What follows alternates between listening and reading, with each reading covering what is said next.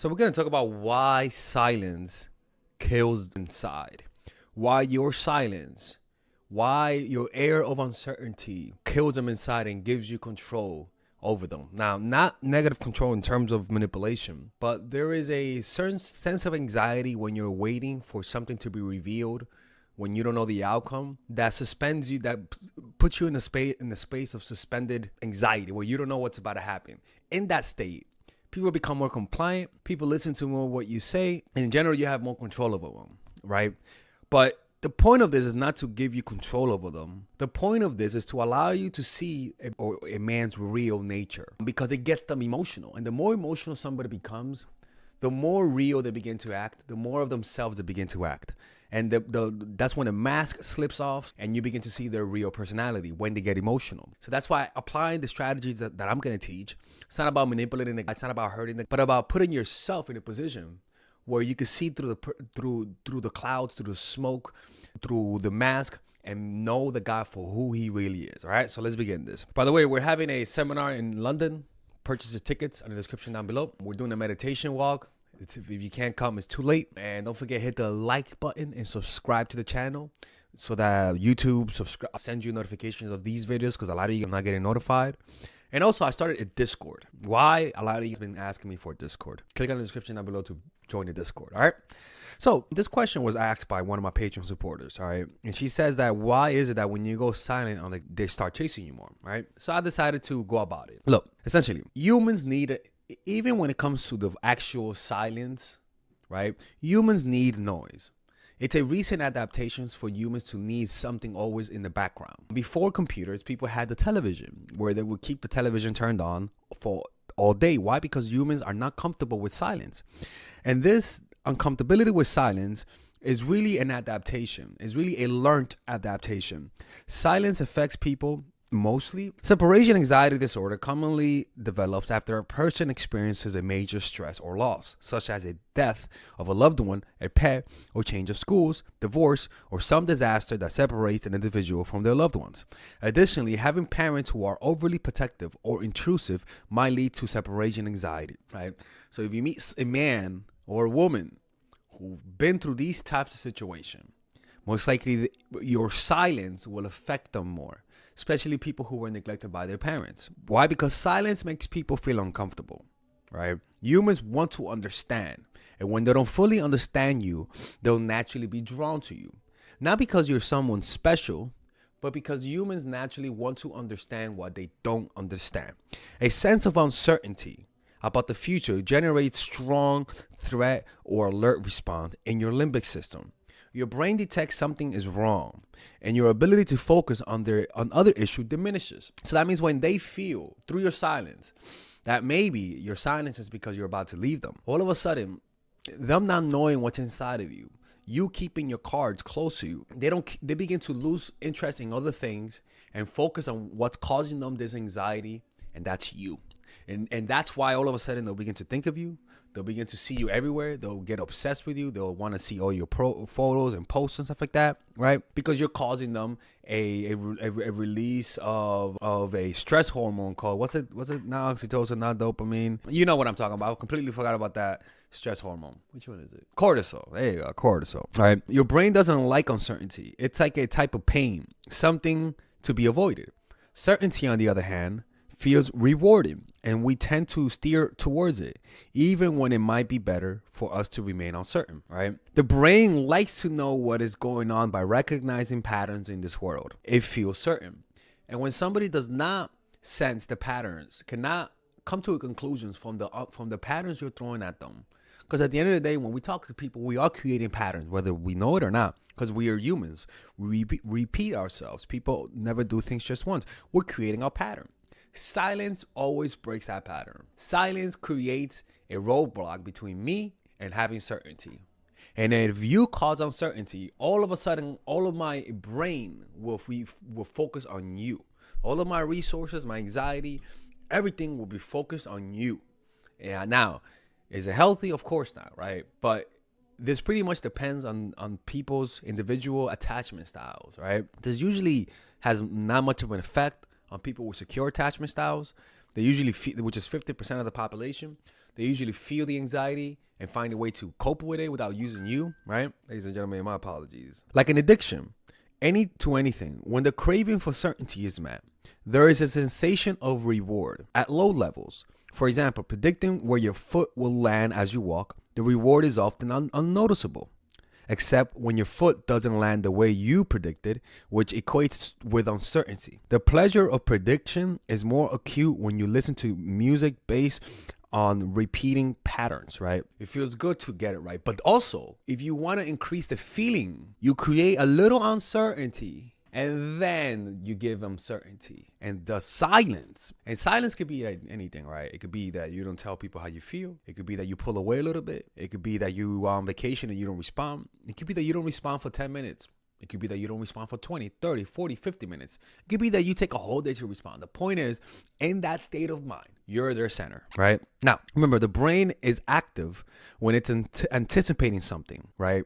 Rather than when it literally receives it. In other words, the human brain gets more active when it's waiting for you, when it's trying to find out what's going on inside of you. It gets more active. It gets more engaged, actually. It's actually more fun for the brain, even though it's calorically taxing, right? So it actually gets more engaged and focuses on you more when they're trying to figure you out.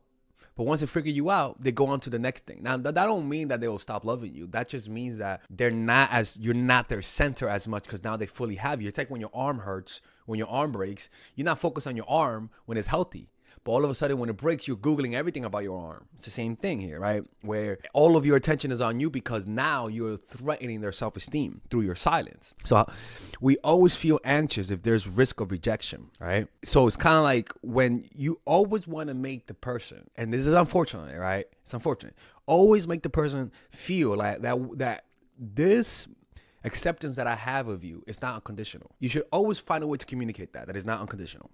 Because if you show that you unconditionally love them despite what they do, they're not going to feel that fear of rejection one day. And that means that they're going to take, you want to keep their brains active. Always keep them engaged. Always think about the neurochemistry of the person's brain when you're talking to them. Anxiety it's good sometimes. Now, how do you create some uncertainty outside of silence, right? Outside of pulling away, silence, or even that's why people do pulling, like when you do the silent, when you do when you pull back and you don't talk to an ex. They usually come back when you do that. But what are other ways to use silence to create more uncertainty? How do you do that? For example, let's just say you're talking to someone and they're friends with you. One of the ways to insinuate that you like them, one of the ways to get in their heads, let's just say we're both friends, right? And we're both platonic, right? And you ask me, Alexis, what did you do this morning? Right? And me and you, and I've always looked at you like this. Of course, yeah. Nah, I'm just chilling. But this time, I look at you like, what I did this weekend? Girl, you don't want to know, right? I give you a look. That look could mean anything. What could it mean? Does it mean that I did something? Am I looking at you? The point is there's a certain look. Now, I know I'm doing it in a silly way, right? But when you're talking to someone and it's platonic, but then they give you a look and you ask yourself, what look was that? Was that like a sexy look? Was that a flirtatious look? Like a look that you never expected. Like we're all friends and all of a sudden you give me like a sexual look and then you change the topic, right? Of silence. That silent look of like, whatever that look is, they think, okay, what the hell did that mean? Was that sexual? Was that friendly? And the key is to make sure that it remains ambiguous. Or it could even be a touch, right? Touch of the leg, right? Or it could be that maybe you guys are out and you hug your friend and you hug them in a close embrace and you look at them. You look at your friend eyeball to eyeball, and then you let your friend go. That was almost like a romantic embrace. Maybe it was friendly. If you're in that situation, you're a friend who was once just friendly now takes on another level. Now you're wondering what that was. Studies show when you think somebody likes you, you actually end up liking them more, especially if you don't know whether or not it was really them. When you do that type of stuff, it actually makes the person like you more. Why? Know what that look was. Based on what we teach in here, what do you think they're going to do? They're going to be thinking of you. And over time, they could possibly crystallize an image of you in a romantic way. Why? Because you gave them a look. Everything was cordial, and then you insinuated a little sexuality. I remember one time I was talking to this girl, and we were friendly. It was purely friendly. There was no sexuality behind it. And then all of a sudden, she said something about sex. I don't know. And then she came to my ear and said, she was talking like this. And then all of a sudden she changed upped her voice to more of a sexual voice, and she was like, "But I would never do something like that." And she said it to my ear, and I was like, "Oh my God, that was so sexual." And then she went back to normal. After that, I started thinking of her. I didn't know what to feel. It was an ambivalent feeling, and the reason why is because I didn't know what she put me in a state of uncertainty. She imbued that sexuality, took it back, but because I saw a glimpse of her sexuality, now I'm thinking, was that on purpose or not? It's better to insinuate your love for someone than to directly talk about it. Your silence about it will have more insinuating power. Other ways to insinuate is through a look, a gesture. You could give them a look, an underlook to a target. You could say something about now, but give him or her a seductive look to say that what you're talking about has more meaning, right? The underload, it's almost like saying, someone's like, let's just say we're friends, and we're like, well, a lot of times friends fall in love. A lot of times good friends end up being the best types of relationship. So I wouldn't know, right? And I know this is shitty. I'm not a good actor, people. But the point is that you get them thinking, and then maybe you give them a look afterwards. You get them thinking. That's the whole point. Like, she's like, was that directed at me? Like, was that like an insinuation? What's going on here? And the key is to never give that certainty. Let them think, what the fuck did that mean? Was that a sexual thing? Was that a friendly thing? I don't know. If you put them in that state, that's a perfect state. You can say something, but okay, the undertone could be used to look more challenging and dangerous. The face speaks on its own language. You can insinuate through changing your pitch or your pace of talking, sounding provocative as you say something that's banal. You have to realize that people are always looking into your face to read you. Give them mixed signals, right? So that means you could talk about love, or you could talk about love, or even saying talking about what you do yesterday. You could say, I went to get some groceries and it was really good. I just got broccoli, garlic, and meatballs, and they were so good.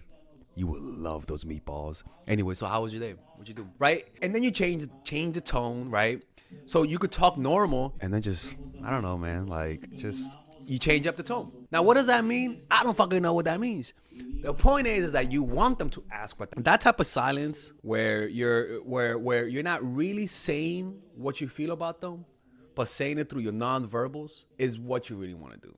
You want them to see that you like them, not hear it. That lack of consistency between what you say and the words will put them in a state of uncertainty, will get their brains working more towards thinking about you. And hopefully they could get obsessed about you because they can't figure you out, right? And that's the power of silence. Silence is really a powerful thing, people. Anyways, I hope you guys enjoyed this video. If you guys want to work with me one-on-one, go to mindfulattraction.org.